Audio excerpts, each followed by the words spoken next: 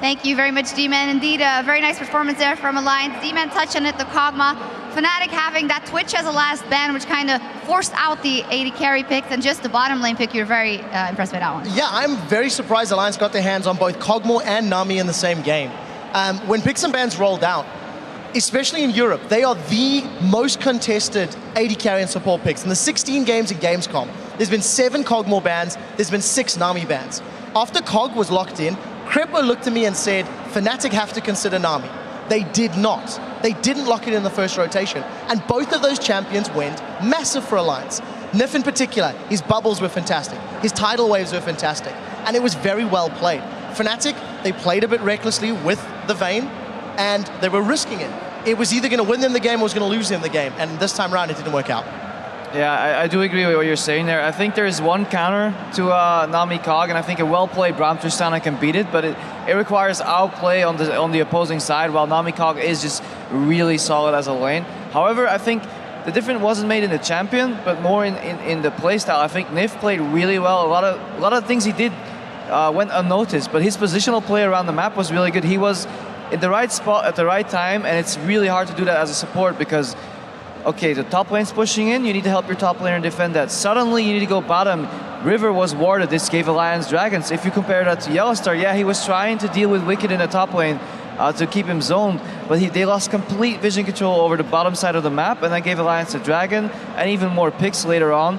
And I'm just really impressed with the way Nif played, and a little disappointed in Yellowstar. I think he was drawn too far to the top lane, and he should just look at this game and say, maybe I could have been around the map a little more and just help my team a little more. Yeah, that Zilean pick really didn't really seem to work in any of the situations he was caught out in. Yeah, just to cut in again, the Zilean pick has a little bit of potential though with the speed up, but if you go around the map and if you're not in your lane, you can run down mid lane, speed up TF, he will be able to get into gold card range, or you go down bottom, you stealth gank, and you speed up Maokai, suddenly he's in range to catch somebody, combine that with Elise coming in. There is so much potential for Zilean, I just think it wasn't used. Yeah, you mentioned it as well. If you're in that top lane and harassing a cow that's just going to heal up while the Nami is roaming, that's not a very good thing to do. And you were mentioning as well in the early game, both teams were starting off pretty well, and then the flash was forced out of Kog'Maw in the bottom lane. They could have followed up Fnatic, but that's when they started making mistakes. Yeah, I feel if you burn a Kog'Maw's flash and you have a Twisted Fate and a support that can potentially roam around the map, speed up a Maokai with Twisted Advance, there has to something has to happen there. Like that's a signal. You get his flash, he has to die, or just ganking it was wasted. Yeah, despite the fact that Fnatic were making mistakes, and I think they were making like the word used back is executional mistakes and misplays in situations. They did have a few moments that were good, but just compositionally, the mistakes cost him so much so early on. And you mentioned some things that were good. One of those things was a Reckless on the Vayne. He just one-on-one Wicked. Sometimes you see that he has gained that confidence to go up against them. Yeah, he really, really did. You know, I actually think we've got one of those LCS big plays, something I love to talk about. So I'm just gonna cue this one right now. Comes from @lol unexpected. Reckless, outplaying Wicked, so sick. Flashing the Pulverize and stopping the TP with Condemn into the wall. It was fantastic. I jumped up. Let's roll that clip right now on your screen, because it was just great. And you know, Initiates, I feel a bit bad for Wicked, because yes, he missed a couple of Pulverizers later in the game, but he was really picked on by Reckless's Vayne. Yeah, he dodged, Reckless dodged one knock back and one knock up with a single flash. He literally went through Wicked, and then it's just a straight up outplay. However, you see Wicked adapt later in the game. It's in the small things, but the next time they went up against each other, Wicked would use his W, see if Reckless would flash or not, and then hold his Q afterwards and not chain them together. And in the worst case, he would just knock Reckless back. So Wicked did adapt there, and I think next game, he'll know Reckless has this up his sleeve. And maybe Reckless will adapt as well. It's something we saw in the first game, in the fourth game versus Rocket coming out of Fnatic, picking that Vayne, and it gets fed. And you even have a Zilean, yet there's not a lot you can do when you're making those communication mistakes all over the map as well. Let's actually take a look at a replay from a little later in the game, where once again they want to go all in on a Nami, but that doesn't pay off. No, it really doesn't. And just to set this up very briefly, if you look at the minimap, Reckless is looking to find a kill onto tabs near the top half of the map. And it feels like Peke, he popped his Destiny and may have had Soaz and Reckless maybe yelling in his ears, because he opted to go middle, opted to go for the support under the tower dive.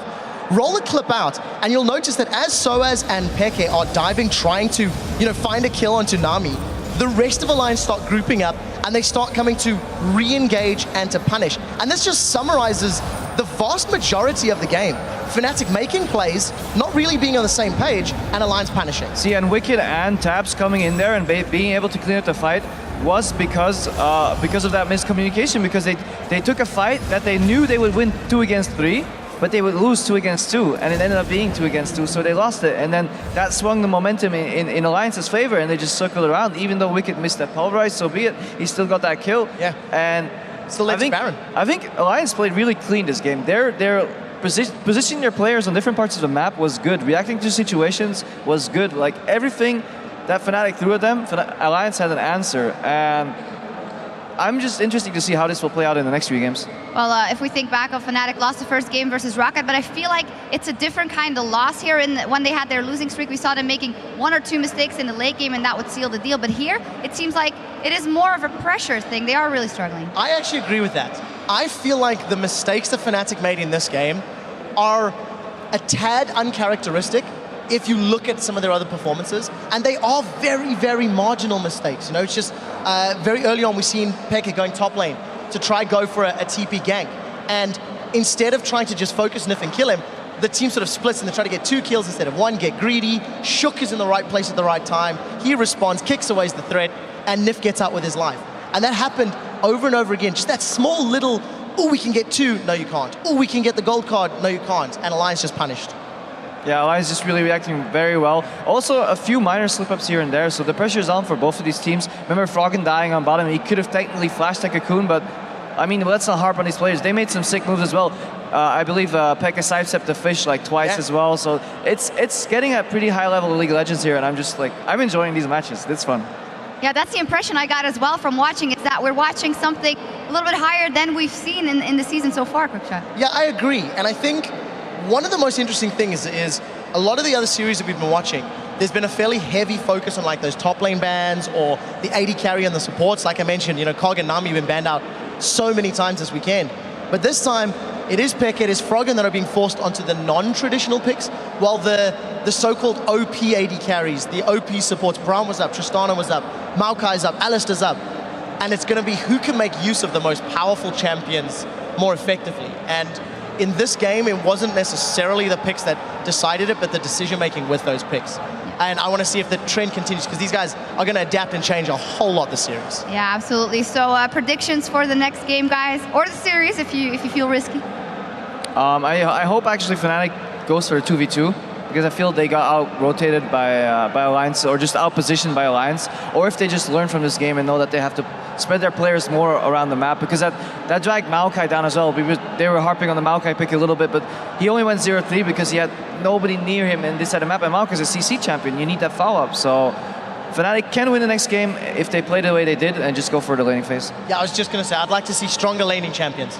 I feel like the lanes, mid and duo for Fnatic in this game, forced them into some lane shenanigans, which they fell behind in. I think Alliance did the lane swap well, they got the first dragons. Laning champions, and then look to a stronger mid game. All right, but we will see. We have to take a short break, but when we come back, it is game 2, where Fnatic will look to even up the series 1-1. Don't touch your browser.